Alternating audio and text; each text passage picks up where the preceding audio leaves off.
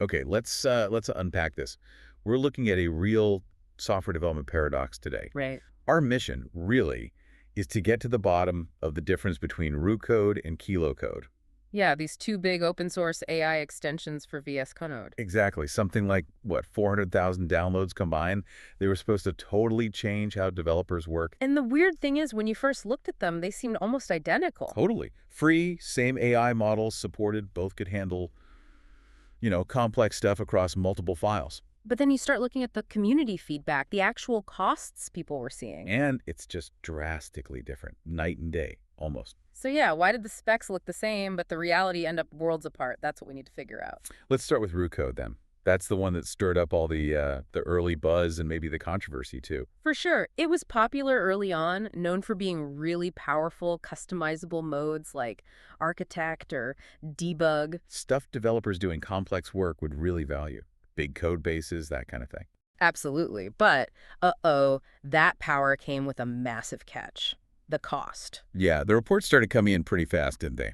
About shocking bills. Shocking is the word. We saw one team, they spent $50, 50, just generating basic CRUD operations. Wait, CRUD? Like create, read, update, delete, the absolute simplest database boilerplate? Exactly. $50 for that. It got so bad people in the community started building their own tracking tools just to watch their spending. They were scared. That's, wow. $50 for boilerplate. Was that like a bug, or was it baked into how Roo Code actually worked? That's the kicker. It was baked in. It was fundamentally an architectural choice they made, a flaw, really. How so? Roo Code sent this huge context window system, prompts, files, sometimes the whole workspace with every single API call, repeatedly. Every single one, not just the first time. Nope. Every time. So imagine a decent-sized project. You could easily hit 50,000 tokens per request. Minimum. Okay, do the math. 100 requests, maybe just making small changes. And bam, you spent $50 just like that team did. That's unsustainable for most people. Which actually explains something else. This company Requesty. Yeah. They popped up specifically to fix this. Right. Offering to optimize Roo Code usage, claiming they could cut token consumption by like 90%. Exactly. A whole business built just because another tool was bleeding users dry with its architecture. It's wild. It really is. Yeah. Okay, so that sets the stage perfectly for Kilo Code. Right. Kilo Code comes along. Their strategy was pretty blunt, they basically said. Don't innovate, just steal everything good. I think I read that.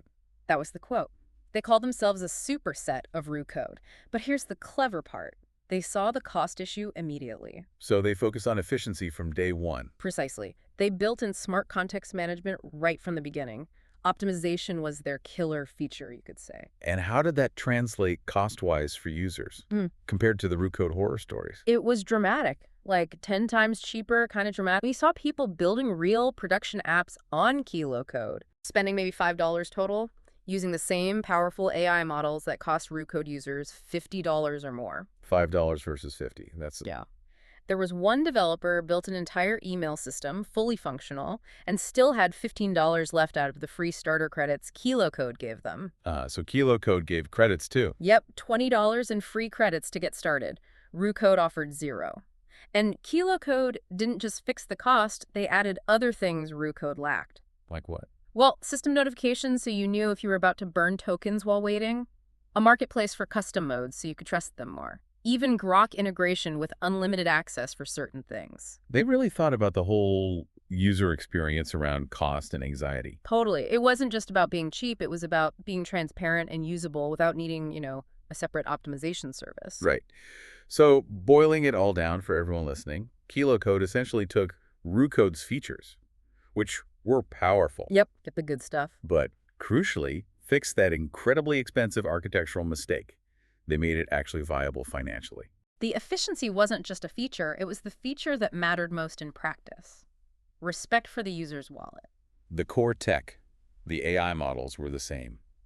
But the implementation, how it was built, that made all the difference. Absolutely. So it makes you think, doesn't it? If a third-party company can just step in and solve such a massive inefficiency caused by one tool's poor design, Yeah. what other hidden costs, what other systemic inefficiencies are just baked into the software tools and processes we use every day? Stuff we're paying for, maybe in tokens, maybe in time, without even realizing it.